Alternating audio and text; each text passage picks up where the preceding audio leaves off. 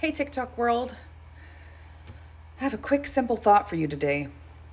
When our government talks about crime prevention, like increasing crime prevention, making investments into crime prevention, usually what that means is more policing, like looking for crime, finding it, punishing, judging it, excessively punishing it.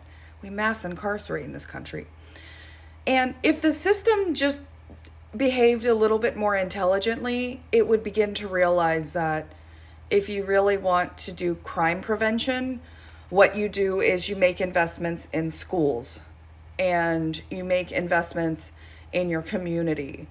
And when you have homeless people, you don't punish them for being homeless, you help them. When you have drug addicted people in your community, you don't send them to jail or prison for being addicted. You send them to rehab and you use public funds to pay for it, which would be much cheaper than sending them to jail or prison.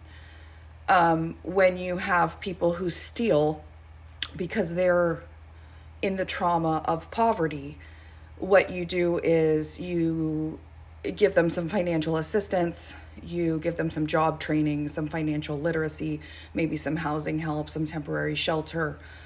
Like, that's how you actually help your citizens.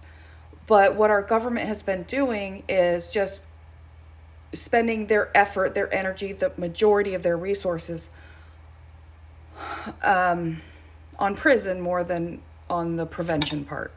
And I really think it would be smart for government to really do some studies, like understand, why do people commit crime? Like, what are the and they'll know this, it's common sense. People commit crime because they're in trauma, or people struggling with mental illness, addiction, poverty. If you look at who's in prison, it's people of lower socioeconomic status, it's racial minorities. There's a lot of racism baked into the whole thing.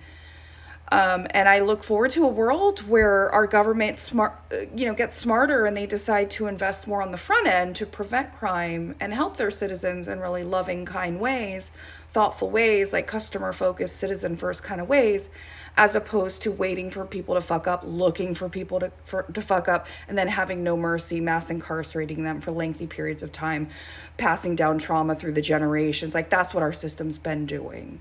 And I really look forward to the day when it gets smarter and it starts investing more into actual crime prevention, not just more policing.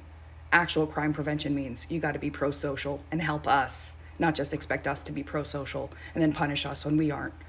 Pot calling the kettle black.